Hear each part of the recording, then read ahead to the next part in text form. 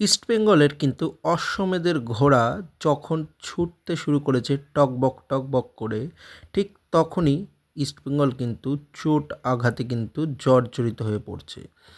ইস্টবেঙ্গলের একে একে সকল ফুটবলার কিন্তু ধীরে ধীরে চোটের কবলে পড়ছেন। এতে চিন্তায় যেমন ম্যানেজমেন্ট, তেমন চিন্তায় ইস্টবেঙ্গলের কোচ অস্কার ব্রুজো।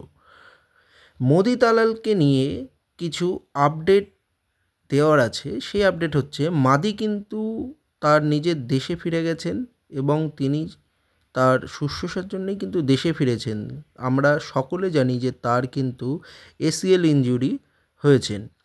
সুতরাং মাদি তালাল কিন্তু ইস্টবেঙ্গল ম্যানেজমেন্ট মাদি তালালকে নিয়ে যে ভাবনা চিন্তাটা করেছে তাকে একদম রিলিজ করে দেবে না, তাকে রেজিস্টার করিয়ে কিন্তু রেখে দেওয়া হবে, অর্থাৎ তাকে কিন্তু রিলিজ করা হবে না।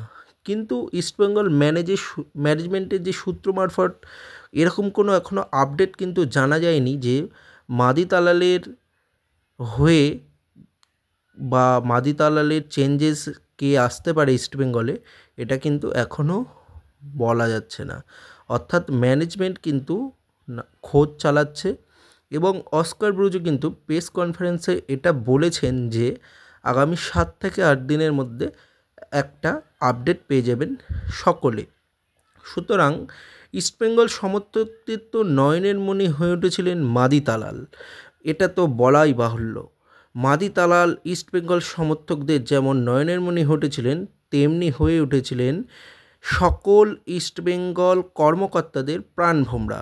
সুতরাং তার এই যে রেজিস্টার করিয়ে তাকে রাখবে রিলিজ না করে, এই খবর পেয়ে আপামর ইস্টবেঙ্গল সমর্থক এবং আপামর ইস্টবেঙ্গল বিদেশি সমর্থকরাও কিন্তু খুবই উচ্ছ্বসিত, কারণ তিনি কিন্তু ইস্টবেঙ্গলের মাঝমাঠের প্রাণভোমরা হয়ে উঠেছিলেন। তবে হ্যাঁ, মাদি তালালকে নিয়ে এই আপডেটটাই দেওয়ার ছিল এবং এই মাদি তালাল বা সল ক্রেসপোকে নিয়ে বলতে গেলে বলা যায় সল কিন্তু আস্তে আস্তে নিজেকে অনেকটা ফিট করে তুলেছেন। তিনি কিন্তু জানুয়ারির ফার্স্ট উইক বা সেকেন্ড উইকে কিন্তু মাঠে নামতে পারবেন। তবে কিন্তু তিনি এখনও কিন্তু দেশেই রয়েছেন।